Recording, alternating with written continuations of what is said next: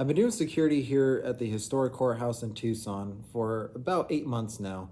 And during my time of being here, I've been hearing a lot of paranormal claims from officers as well as ghost stories that have been handed down for years about this place being haunted by a woman in a white dress or that a judge hung himself in the dome of this building.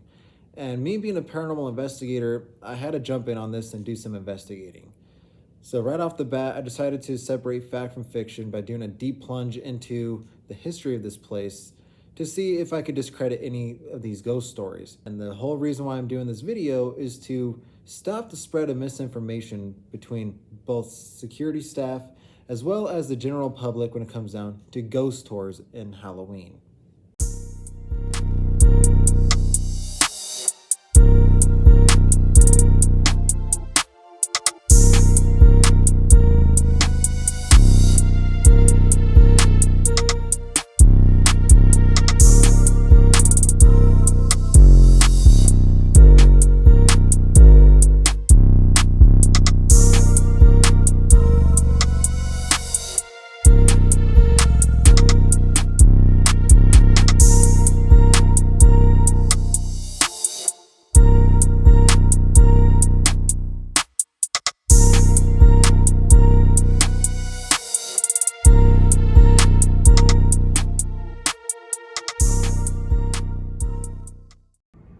So this place is actually a tourist attraction. So you could come here during the day from 10 o'clock until 5 o'clock at night.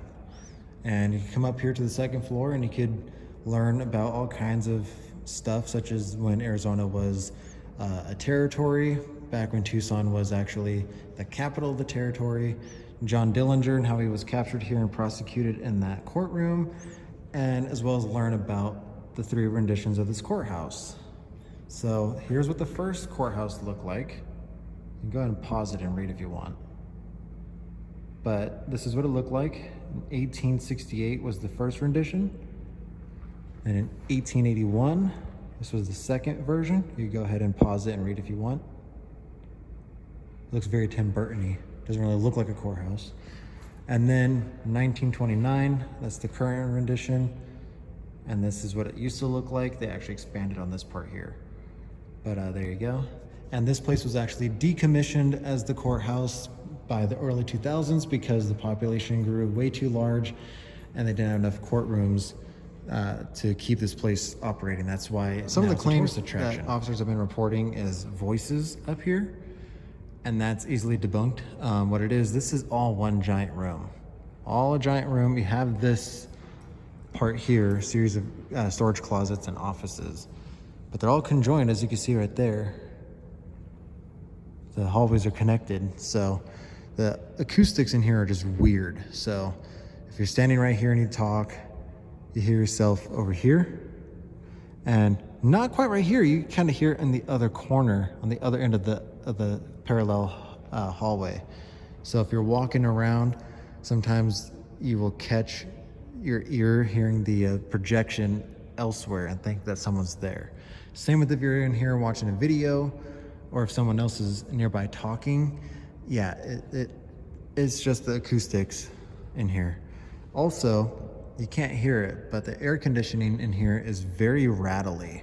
And you also have an air vent here, as well as the water fountain over there. So when all those generators are running at once, it creates a white noise, and it causes this thing called audio matrixing, which basically all these things around you make a lot of noise to where your brain picks it up as sort of a white noise, and then it manipulates it to sound like as if someone's speaking.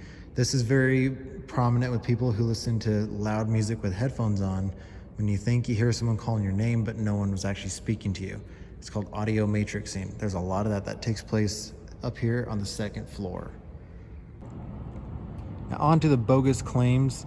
They claim that a judge hung himself in the dome when this place was completed because he sentenced a woman to death and felt so bad about it that he hung himself. That is absolutely false. There are 0 historic documentations of any kind about a judge hanging himself, nor any historic documentation of any executions taking place on this property. I don't know who came up with that story, but it is 100% false.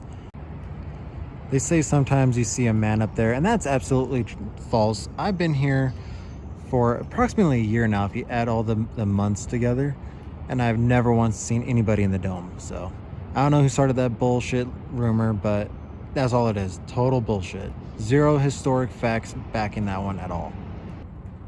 Now we're here in the courtyard with the second rendition of this courthouse. This area used to be a little jail. They said it was actually the county jail back when the population was really small. And people claim that you were put to death here via hanging. They claim that there were gallows located over here by where this elevator's at. And they said that a woman was put to death here, and she's said to haunt the place, and she wears a white dress. And they claim that you see her walk over in this area, sort of in this corner. That is absolutely false on two fronts. Number one, there is no woman in white ever been seen here. I've been here for, again, the equivalence of a year if you add all the time together, for about a year. Never experienced that, and there were never any gallows on this property. Now, right here, you can read, I'll go ahead and pause it. You go ahead and pause it right here. There's a woman named Eva Dugan, who is the only woman ever executed in Arizona by hanging. She was convicted in first-degree murder and was prosecuted right here in this exact same courtroom as John Dillinger. And when she was brought to death, they sent her to Florence, to a prison in Florence, Arizona, and they miscalculated her weight. So when they hung her, she got decapitated. Her head apparently came right off, and that is what she looked like. So the misconception is that they read this and they thought that she was executed here, and that's the woman in the white dress, but that is absolutely false. She was executed in Florence, nowhere near here. And like I said, there is zero documentation of any executions being carried out ever in the history of this building whatsoever, thus putting to bed all these false paranormal claims. So in conclusion, today we have learned that misinformation can go a long way. So next time you hear a ghost story, you should do your research on the history of the place. That way you can discredit any misinformation being spread by that ghost story.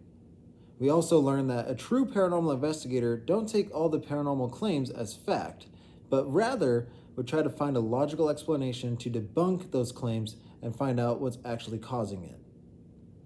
As a result, being able to debunk and disprove all the claims here helps stop spreading misinformation to both staff as well as the general public claiming someplace is haunted.